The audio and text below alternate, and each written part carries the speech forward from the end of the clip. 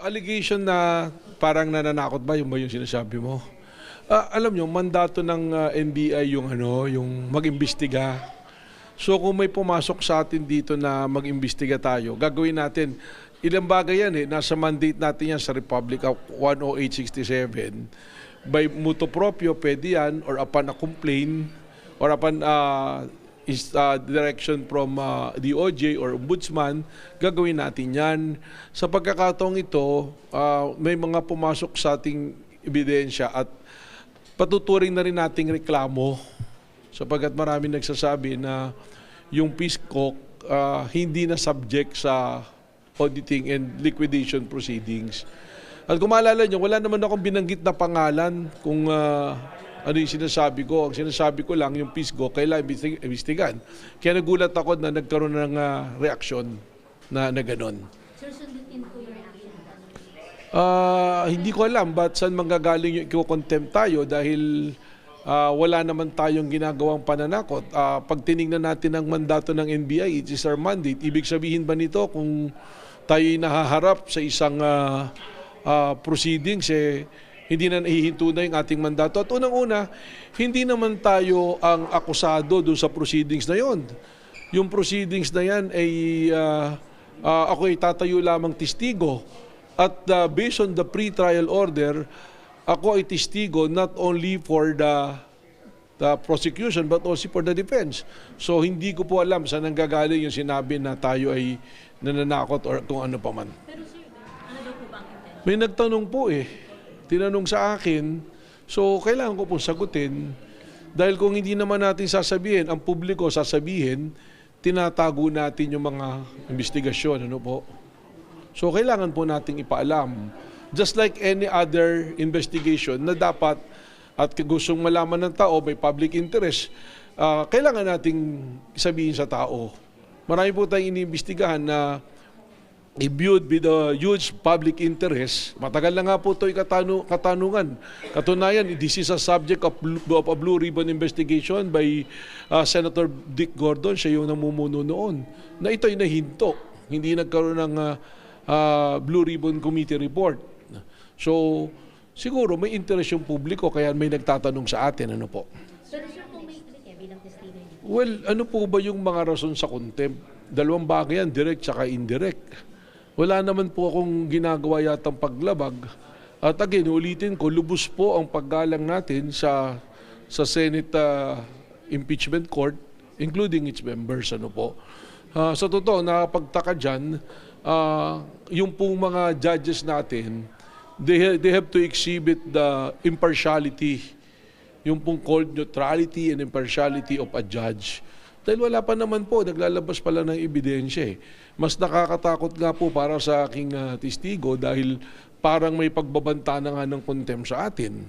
Pero again, ulitin ko, tayo po ay kinuha based on the pre-trial order na testigo para sa prosecution at sa depensa. Ano ibig sabihin mo nito?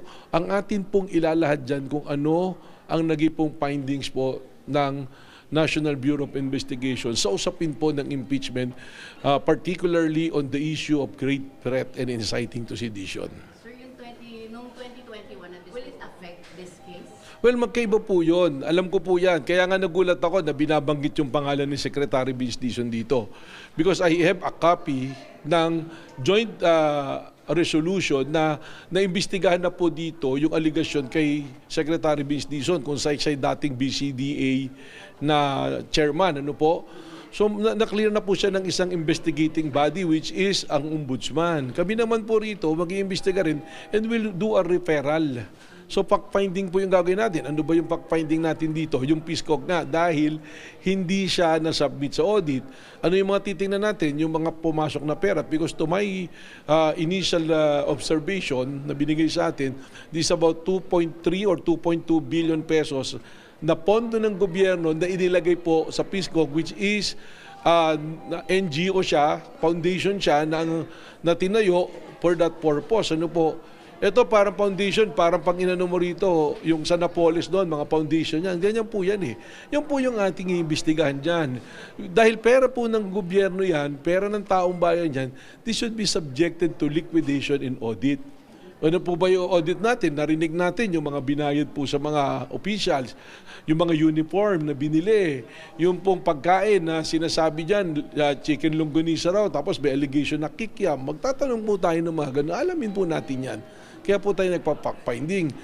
Para sa akin nga, katunayan, hindi nga dapat na nagagalit yung mga malalagay sa investigation. Kasi fact-finding, this is the opportunity na ipaliwanag at masagot, at kaya natin pinapaalam sa publiko dahil gusto natin ng publiko magkaroon ng kaalaman sa pangyayari para hindi nagkakaroon ng speculation at pagbibintang. Paano pong ibig sabihin ng timing? Ibig sabihin po ba kahit meron na tayo mga dokumento at ebidensya para mag-imbestiga ng krimen? Teka muna, mukhang mali yata yung timing. Hindi po ba't pag pumasok yung investigation at krimen, kaagad-agad dapat nating aksyonan? They can ask any question. Kasi po, nandoon po sila. Bakit ka atras?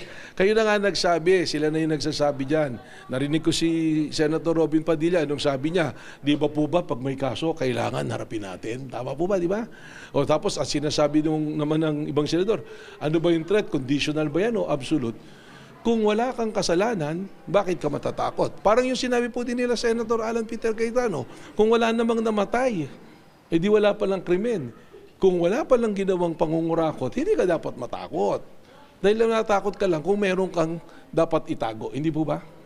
For clarification po, kahit anong tanong na ibato sa inyo sa Kahit ano po, kahit anong gusto nilang itanong, yan po ay proseso. Siyempre, may sinusundan po yung mga abogado.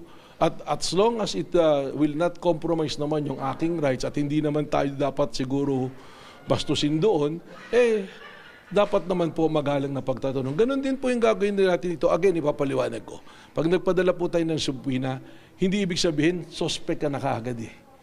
Baka hinihingi ng NBI ang tulong mo para magkaroon ng kaliwanagan sa isang usapin. So sir, kahit na absuelto na ang Secretary Vince, off the hook na, paano? Well, teka muna, loaded yung question mo na hindi siya off the hook na eh. Pinagsama-sama mo kasi yung tanong mo eh. Inabsuelto siya. So kung ang issue usapin tungkol sa kanya doon sa infrastructure, meron na nga sagot. Sabi ko nga, may kopya na tayo galing dito sa ombudsman. Okay, ngayon, kung kinakailangan ipatawag si Secretary Vince Dizon, bakit? Dahil magbibigay linaw siya doon sa ating inimbestigahan. Kahit hindi si Secretary Vince Dizon na makakapagbigay ng liwanag, ating tatawagin. Yung sa BCDA, ito yung construction ng sports complex at mga dormitory.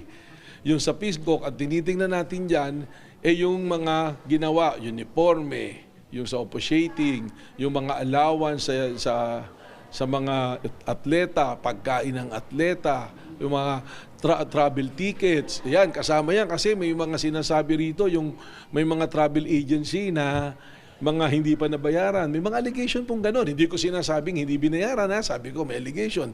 O yung kaldero, hindi ko alam. Tatanong natin yan kung kanino ba talaga yan. Kasama ba sa BCDA yan o sa PISGOC ba yan? Kaya po tayo may fact-finding. Bunyog, bunyog, halikan na kasama ka. Bunyog, kapag buklod ay may pag-asa. Luzon, Visayas, Mindanao, isa ang pananaw. Sa bagong Pilipinas ang bunyog isisigaw. Bunyog, bunyog, bunyog.